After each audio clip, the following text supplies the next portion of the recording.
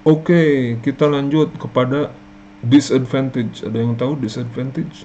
Kerugian dari cage aquaculture. Nah, pertama, untuk budidaya ikan ini memerlukan nutrisi yang komplit ya.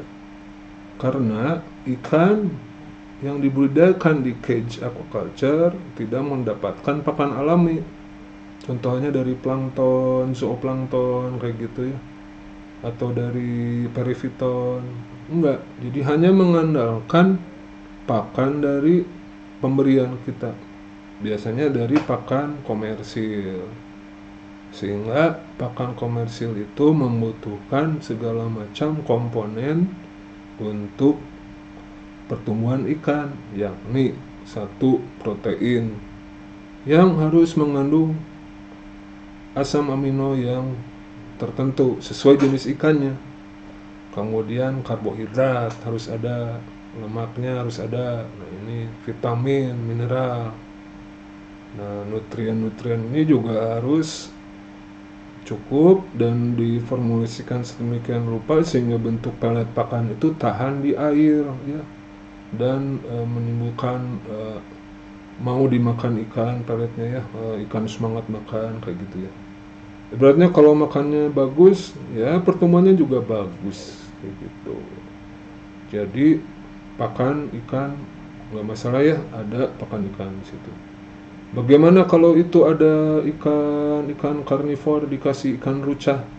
Sebenarnya bagus aja, cuman ikan rucah kan pakan biologis juga ya, itu ada bakterinya, bisa ya, bisa jadi sumber penyebaran penyakit. Sehingga udah ada nanti produsen pakan yang menyediakan untuk ikan jenis tertentu, termasuk untuk ikan karnivor seperti ikan kakap dan ikan lain-lainnya ya.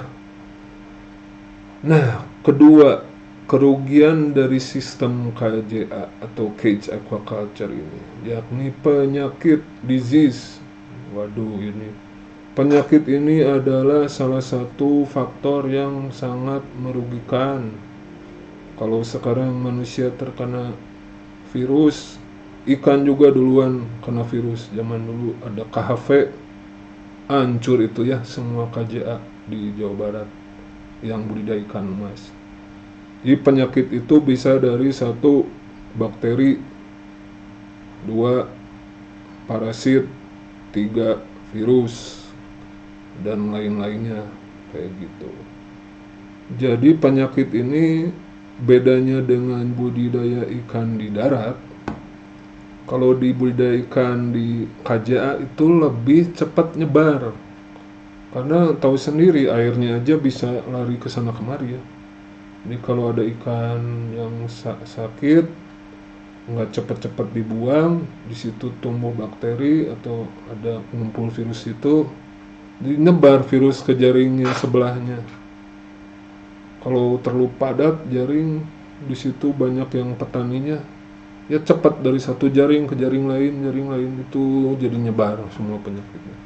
Kecuali itu jaring tersendiri ya di tengah lautan kayak gitu ya. Tapi ada juga penyakit parasit ya, jadi ada parasit dari yang mengganggu. Kalian kan udah belajar ya parasit ya, bisa parasit yang nempel kayak kutu-kutu itu ikan kayak gitu ya, nempel di ikan itu bisa membuat ikan kurus. Si parasit nempel, parasitnya kayak susah gitu dicopotnya, kayak gitu harus dicopot masing-masing, cabut satu persatu. Kalau ikan kena parasit, wow udah penuh dengan itu ya, kayak kutu ikan kayak gitu ya, itu udah bahaya ya kayak gitu. Lalu kita lanjut mengenai eh, permasalahan kualitas air. Nah ini waduh, kualitas air itu di badan air itu bisa banyak masalahnya. Apa coba masalahnya? Tulis di bawah ini. Ingat nggak masalah ada turnover di badan air? Nah, itu kan kalau misalnya musim-musim peralihan kemarau ke musim hujan ya, ada perbedaan suhu itu, ada itu naik itu suhu ya. Jadi yang racun-racunnya ke atas permukaan sehingga ikan tuh di permukaan tuh oksigennya itu rendah, BOD-nya rendah. eh, jadi ikan butuh oksigen kan, butuh dissolve oksigen. Kalau itu banyak cemaran tuh gara-gara ada turnover, ya ikannya ngap-ngapan ya. Ya itu water quality problem itu di badan air danau kayak gitu ya, kayak di Cirata kayak gitu. Atau misalnya kalau ada polutan tiba-tiba ada yang buang itu ya, ada atau tiba-tiba ada blooming plankton, red tide kayak gitu. Bisa bikin ikan beracun, apa ikannya makan racun sehingga mati. Ada juga misalnya ada amonianya meningkat gara-gara terlalu padat itu budidayanya kayak gitu ya. Dan nggak ada aliran air gitu ya. Pokoknya intinya harus dijaga oksigennya ya. Nah, kalau perairan tersebut terlalu padat, kajiannya itu bakalan bahaya ya. Nanti kebutuhan oksigennya akan ini kan bersaing dengan itu biological oxygen demandnya dengan itu sesepakan gitu ya. Nah ini ada poin keempat, vandalism atau poaching. Nah ini mah hamasero, pencurian ya. Ada yang sengaja pengah cari peluang dia panen gitu ya.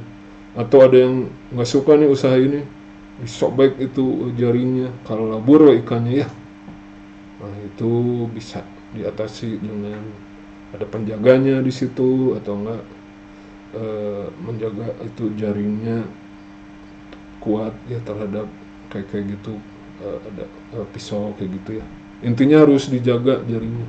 Soalnya ada vandalisme, ada poaching. Ada yang itu yang suka itu.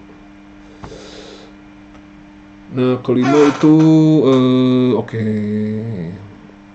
limited production dalam artian ikan yang dibudidayakan di dalam keramba itu lebih rendah, cuman lebih rendah sedikit sih. Namun ya itu dia dikarenakan oleh stres. Biasanya kalau kepadatannya tinggi itu stres. Nah kalau misalnya itu kualitas air menurun, stres ikan. Kalau ada penyakit susah diatasi, tapi bukan berarti nggak bisa diatasi, bisa diatasi.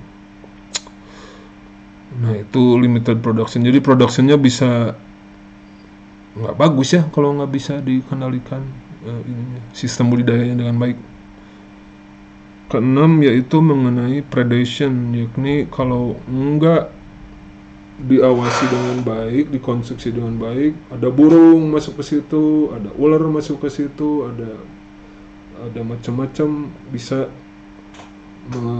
mempredasi ikan-ikan ini. Jadi kalau ada burung apa mengatasinya ya pakai jaring, di atasnya jaring bisa, tapi terlalu banyak investasinya. Intinya ada predation di situ ya.